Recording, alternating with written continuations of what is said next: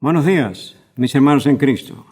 Les saludamos como siempre y deseando que todos se encuentren bien, especialmente en el Señor. La lectura bíblica para el día de hoy, libro del profeta Daniel, capítulo 9, verso número 17, donde dice la Escritura: Ahora pues, Dios nuestro, oye la oración de tu siervo y sus ruegos, y haz que tu rostro resplandezca sobre tu santuario asolado por amor del Señor. Tengamos un momento de oración. Padre amado, gracias. Gracias, oh Padre, por esta nueva oportunidad que tenemos de meditar en tu santa y bendita palabra. Gracias por ella, oh Dios, y gracias por ese alimento espiritual que es para nuestras vidas. Tan necesario, oh Padre, oh Dios, para nuestro testimonio y para nuestra vivencia, oh Señor, diaria. Te damos gracias por ella. Te rogamos que en este día la bendigas en nuestras mentes, en nuestros corazones, en nuestro espíritu. Y Padre, rogándote que sea el Espíritu Santo el que actúe en nosotros con todo poder, discernimiento, iluminación. Gracias, Padre. Llegamos ante tu trono de gracia y de misericordia, oh Padre, con el perdón de nuestros pecados, en el nombre, por los méritos de tu Hijo Jesucristo, nuestro Señor y Salvador. Amén y amén. Hermanos en Cristo, el tema que nos ocupa hoy día es nuestra oración por la iglesia de nuestros días. Digo, nuestra oración por la iglesia de nuestros días. El siervo de Dios, conocido en la historia como el príncipe de los predicadores, por la elocuencia, el poder, la efectividad en cuanto a la proclamación del Evangelio, Charles Spurgeon. Hablando de Daniel, nos dice: este hombre de corazón sincero no vivía para sí mismo. Daniel era un ferviente amante de su pueblo. Y nos dice, su oración es instructiva para nosotros. Nos sugiere fervorosos esfuerzos para la iglesia de Dios en estos días. Y está hablando de los días de él. Este siervo de Dios partió para estar con el Señor hace ya unos 129 años. ¿Qué pensaría él si pudiese ver la iglesia de nuestros días? ¿Cuán necesaria se vuelve esta oración para la iglesia de nuestro tiempo? Mis hermanos en Cristo, vamos a situarnos dentro del contexto por un momento de la vida de Daniel y en cuanto a estas expresiones. No, el hecho de que él no vivía para sí mismo. El llamado para cada creyente. ¿Recuerdan las palabras del apóstol Pablo en la carta a los Gálatas, el capítulo 2, verso número 20? Con Cristo estoy juntamente crucificado, y ya no vivo yo, mas vive Cristo en mí. Y lo que ahora vivo en la carne, lo vivo en la fe del Hijo de Dios, el cual me amó y se entregó a sí mismo por mí. Hablando acerca de una renunciación total. Así como el Señor Jesucristo renunció totalmente a sí mismo para hacerse como uno de nosotros y dar su vida por la vida nuestra sobre el monte Calvario. Dice el príncipe de los predicadores que era un ferviente amante, Daniel, un ferviente amante de su pueblo, un hombre sincero. Escuchamos las palabras del apóstol Pablo. en Romanos capítulo 9, el verso número 1 y el verso número 3. Dicen allí: verdad digo, en Cristo no miento, y mi conciencia me da testimonio en el Espíritu Santo, porque desearía yo mismo ser anatema, separado de Cristo por amor de mis hermanos, los que son mis parientes según la carne, el amor por su pueblo. Pero quiero decirles que el amor por el pueblo de Dios llevó al gran apóstol de los gentiles al sacrificio supremo, entregar su vida por la causa de Cristo. Digo, estos son ejemplos para nuestras vidas y ejemplos que, de hecho, pues nos exhortan a vivir la misma experiencia. Y les recuerdo de nuevo las palabras del apóstol Pablo: sed imitadores de mí como yo de Cristo. La pregunta es, ¿dónde estamos en esa relación para con nuestro Dios y en esa renunciación y en el amor para la iglesia de Cristo? El clamor de Daniel: haz que tu rostro resplandezca sobre tu santuario asolado. Digo, haz que tu rostro resplandezca sobre tu santuario asolado. Mis hermanos en Cristo, el templo era un tipo de la iglesia, la casa espiritual, el lugar santo, el santuario. El templo era único, y del mismo modo que solo podía haber un solo templo para Jehová, así hay una sola iglesia de Cristo en el universo, compuesta por aquellos, integrada por aquellos que verdaderamente han sido limpiados de todo pecado por la sangre del Señor Jesucristo, que verdaderamente han tenido una experiencia regeneradora, transformadora, ese nuevo nacimiento espiritual a través del poder del Espíritu Santo. Mis hermanos en Cristo, la iglesia de nuestro tiempo está asolada. Como les he hablado en sermones anteriores, está inundada por falsos maestros, falsos profetas, falsos apóstoles, falsas apostolesas. Y no solamente asolada por la presentación de un evangelio totalmente terrenal,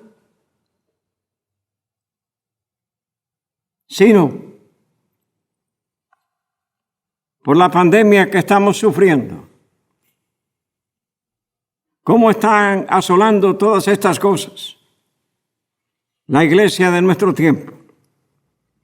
Y sabemos, en efecto, que efectivamente estamos viviendo los últimos tiempos y que está predicho en la Escritura de que estas cosas iban a ocurrir. Mis hermanos en Cristo, ¿cuánto amor tenemos por la iglesia verdadera? ¿Cuál es el grado de nuestra entrega?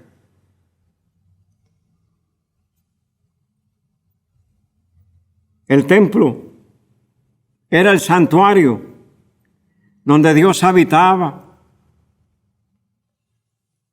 La iglesia es el santuario donde Dios habita.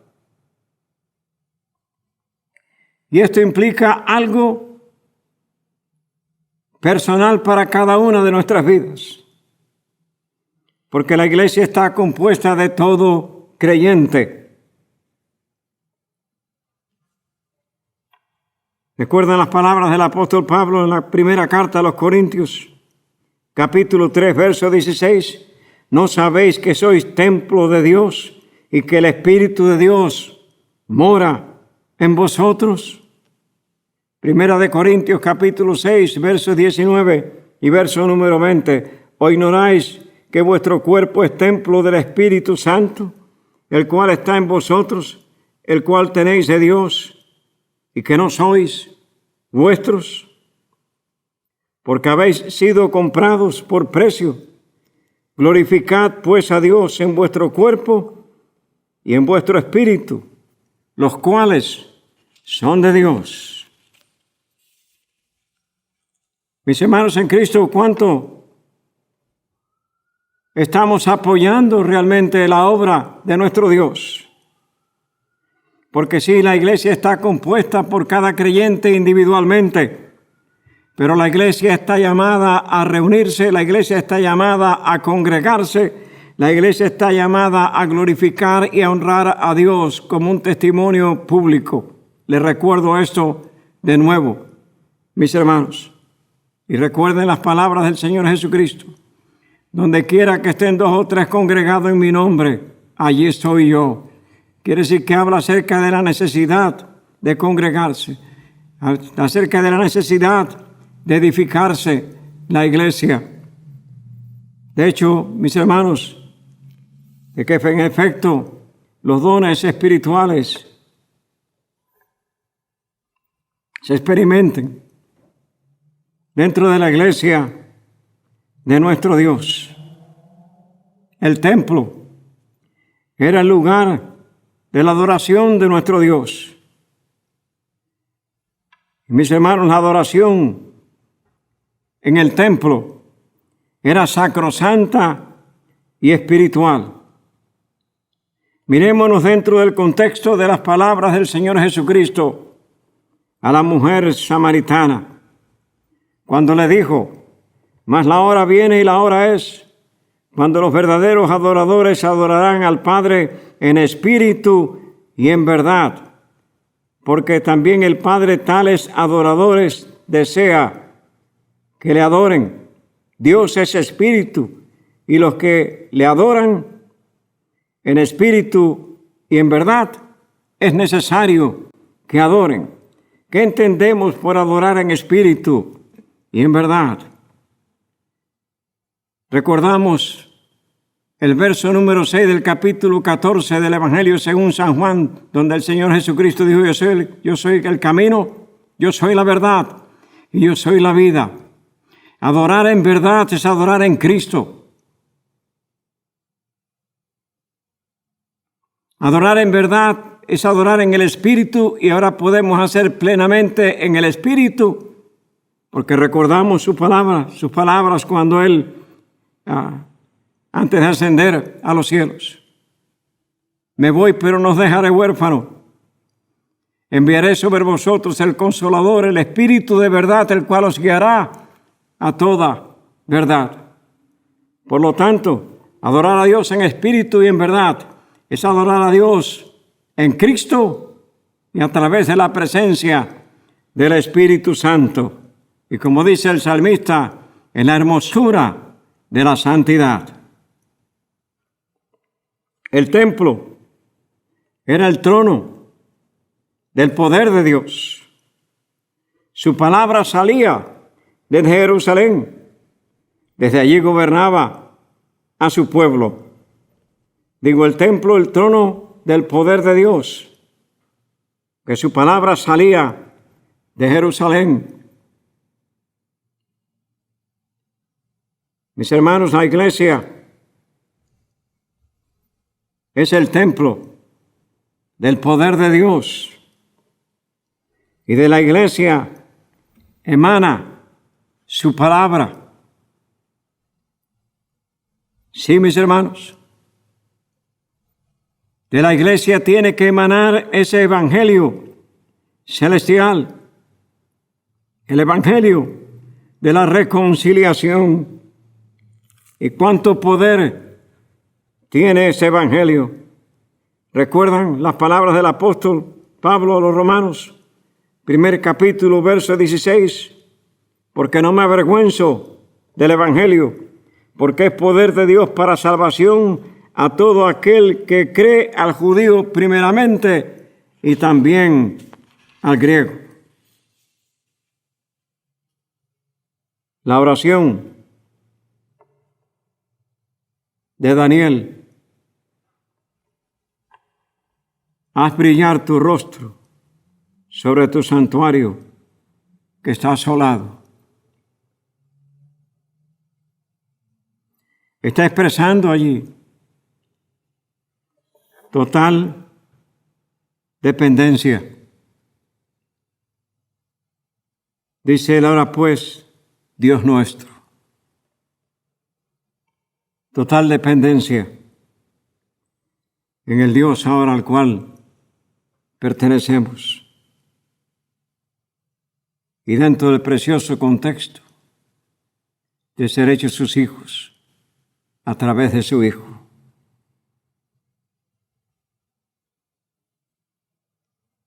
Sí, mis hermanos. Antes y en el contexto de este verso está la confesión. La confesión.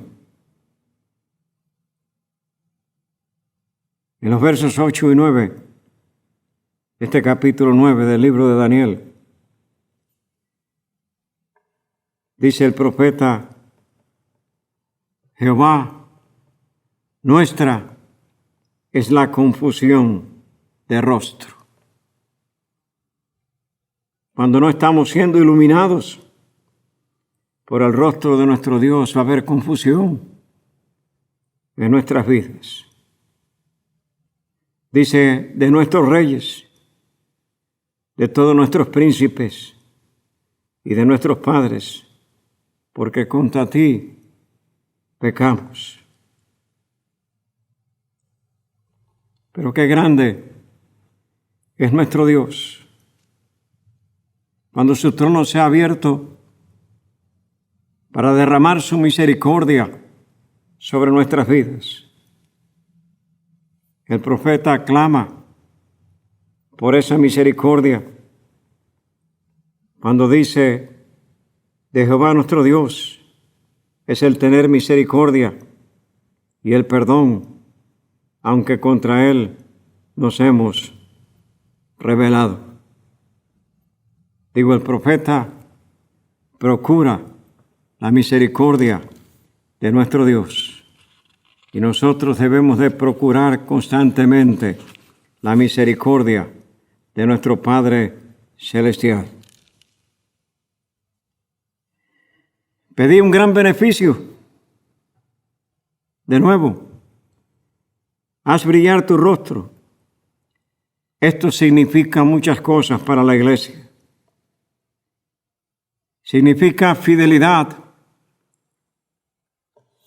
Y de hecho significa fidelidad comenzando primeramente por aquellos que se proclaman como ministros del Evangelio.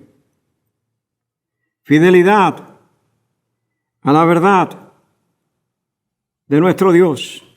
Fidelidad a la verdad de la Escritura. Proclamarla claramente como es, para que ella ilumine las mentes y los corazones de todo creyente, y para que pueda verse y contemplarse todo aquello que pueda servir de estorbo y la necesidad del arrepentimiento y la misericordia y la restauración. Significa el deleite de la comunión con nuestro Dios.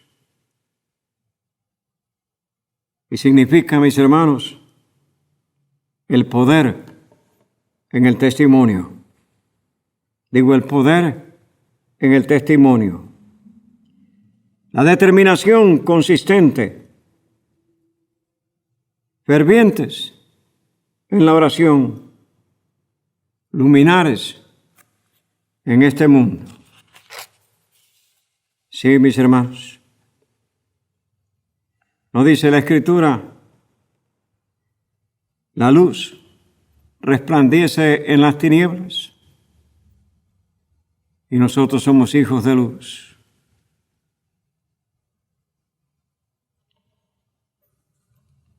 Somos hijos del día.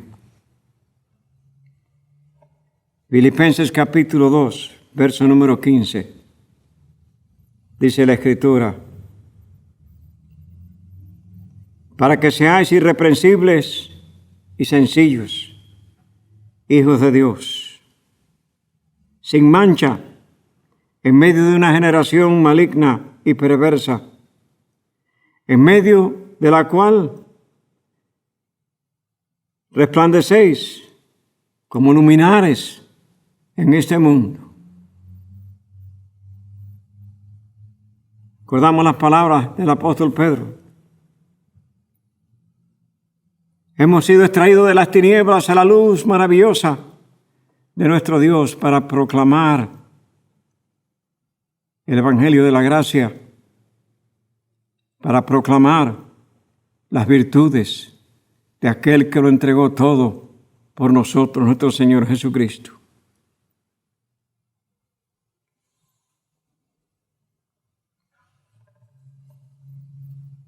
Dice el verso 16 de ese capítulo 2 a los Filipenses, en su primera parte: asidos de la palabra de vida. Digo, asidos de la palabra de vida.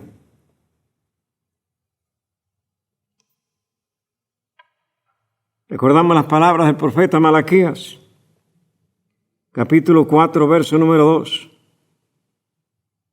Mas a vosotros, los que teméis mi nombre, nacerá el sol de justicia.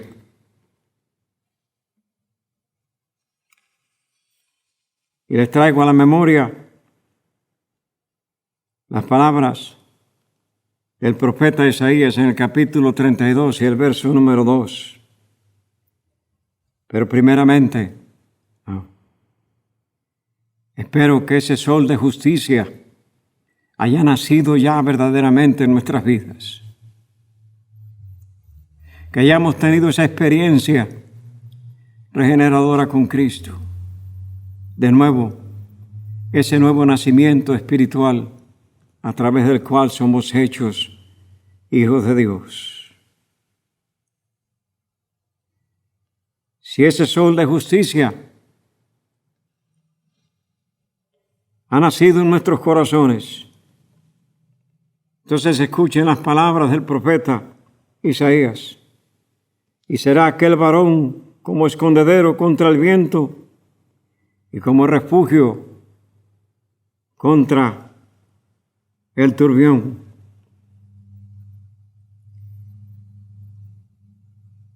Como arroyos de aguas en tierras de sequedad, como sombra de gran peñasco en tierra calurosa. Esto es lo que es el Señor Jesucristo para con nosotros. Él es nuestro escondedero contra el viento. ¿Qué tememos? Si Dios es con nosotros, ¿quién contra nosotros?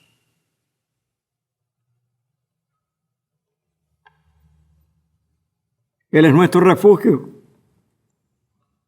Estamos depositados en sus manos y en las manos de su Padre. Y Él nos dice allí en el Evangelio según San Juan, en el capítulo 10, nada ni nadie nos podrá separar de allí.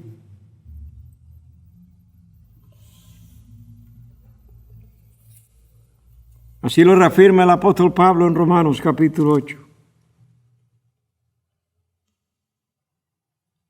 Como aguas en tierra de sequedad. A veces tenemos la tendencia de olvidar cómo eran nuestras vidas antes de beber del agua de vida.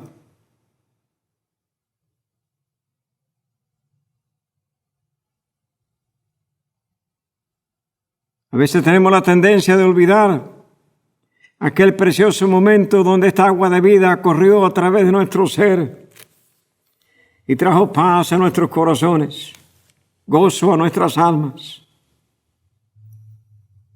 esperanza a nuestras vidas. Recordando las palabras del Señor, el que bebiere de mí no tendrá sed jamás.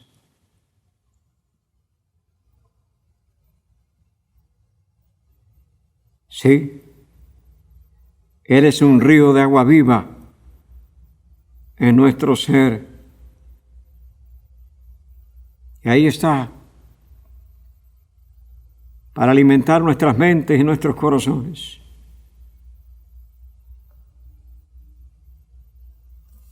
Hermanos en Cristo, podemos adquirir mucho conocimiento y pretender que tenemos mucho conocimiento de la palabra de nuestro Dios.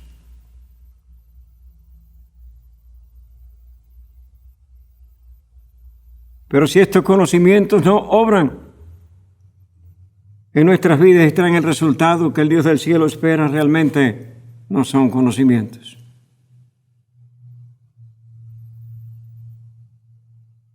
En vez de la dulce entrega a nuestro Dios y a sus preceptos. Esto es lo que va a alimentar nuestro ser. Esto es lo que va a hacer que la luz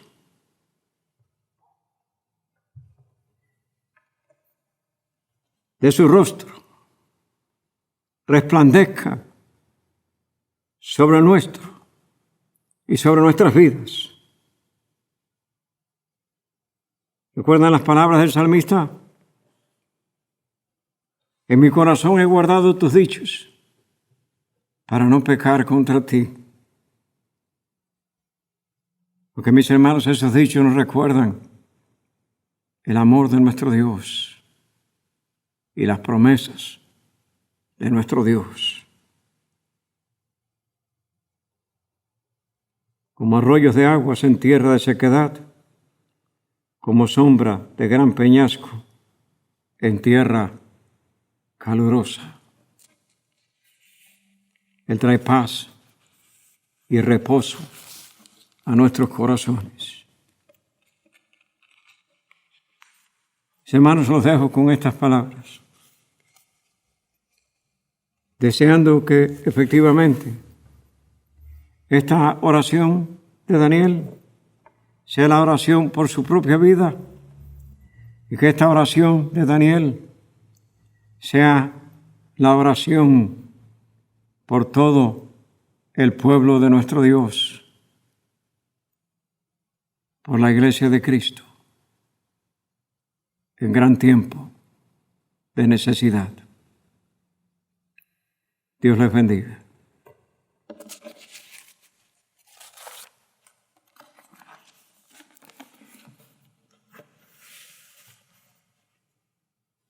Tengamos un momento de oración.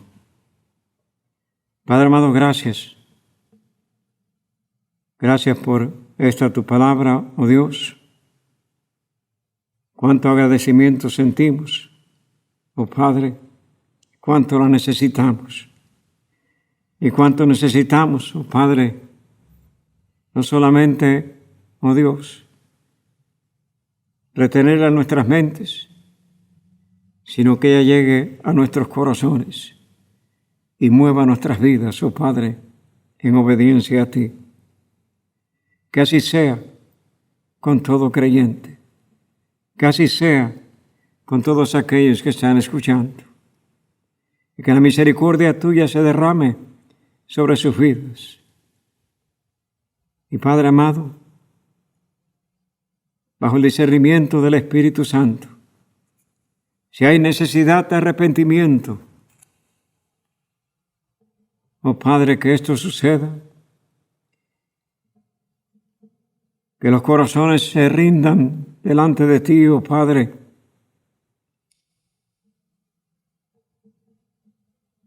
dispuestos a llevar vidas que respondan al amor que has derramado sobre nuestras vidas. Gracias por ese don inefable